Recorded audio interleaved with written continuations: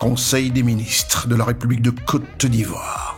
Web Info, 100% de l'information continue, 24 h sur 24 sur 7, en cliquant sur siwebinfo.net. La présidence de la République de Côte d'Ivoire a abrité le Conseil des ministres du 26 juin 2024. Tout commence par l'arrivée du peloton d'honneur de la gendarmerie nationale, respectueuse des consignes protocolaires, qui va prendre place comme de coutume. Suivi de l'arrivée des ministres membres du gouvernement, Robert Begré-Mambé, Premier ministre de la République de Côte d'Ivoire. Ces ministres qui, comme d'habitude, sont très heureux et très fiers de prendre part à ce Conseil des ministres où l'on déroule tous les sujets de la nation pour la bonne avancée des feuilles de route. Quelques petites confidences entre le ministre directeur du cabinet du président de la République de Côte d'Ivoire, M. Fidel Sarasoro, et le ministre d'État, ministre de la Défense de Côte d'Ivoire, M. Tenebi Rahima Ouattara, avant le début de ce Conseil des ministres, dont l'arrivée du secrétaire général de la présidence de la République, Mme Masséré Touré-Koné, atteste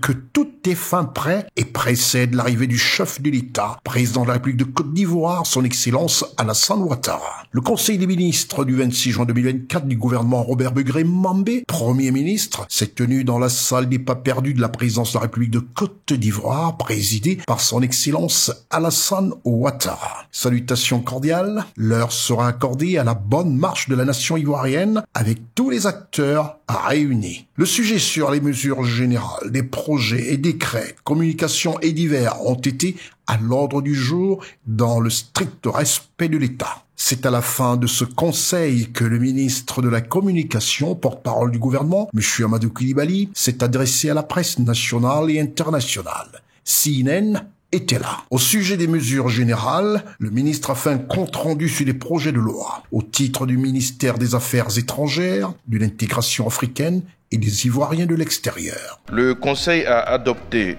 2 projets de loi de ratification.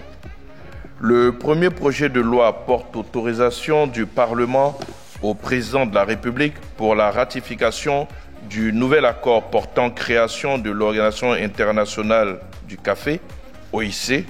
Le deuxième projet de loi porte autorisation du Parlement au président de la République pour la ratification de l'accord portant établissement de la Banque de développement Shelter Afrique.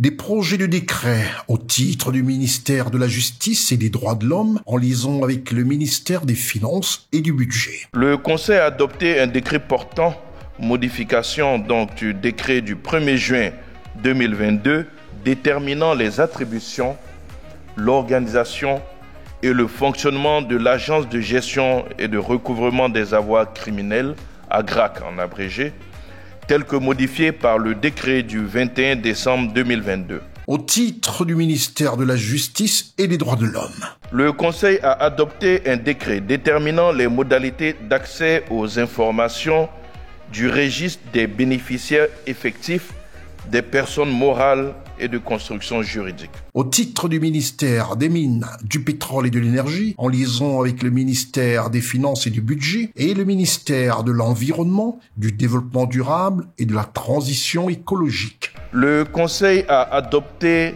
9 décrets portant attribution d'un permis de recherche, dont un valable pour le nickel, les terres rares, le cobalt, l'or et le chrome, à la Société ivoirienne d'exploitation et de recherche SARL, en abrégé SIER SARL, dans le département de Koro. Les 8 autres sont valables pour l'or, respectivement, donné aux sociétés African Resources SARL, dans les départements d'Abengourou, Agniblekro et Koumfao, Adzopé, Yakassé à Tobrou, Turaco Sud-Est Exploration SARL dans le département d'Aboasso, de Tiapoum et Compagnie africaine de recherche et d'exploitation minière, en abrégé CAREM SARL, dans le département de Bondoukou et Bouna, et enfin Aspire Nord Côte d'Ivoire SARL dans les départements de Boundiali, de Korogo et Mbengue.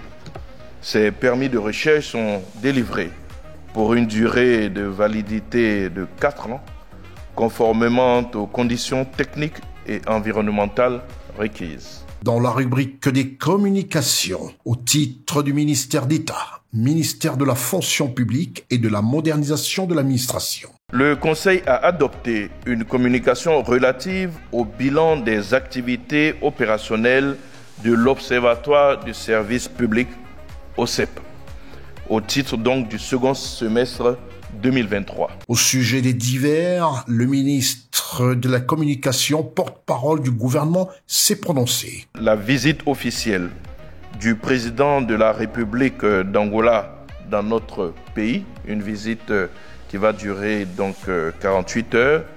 Donc son Excellence, M. Joao Lourenço, séjournera donc dans notre pays 48 heures pour une visite officielle. La seconde information est celle de la tenue d'un sommet de la CEDEAO le 7 juillet prochain à Abuja. Il n'a pas dérogé à la règle. Face aux questions de la presse, le ministre de la Communication, porte-parole du gouvernement, ne s'est pas dérobé et a apporté toutes les réponses aux interrogations de la presse nationale et internationale.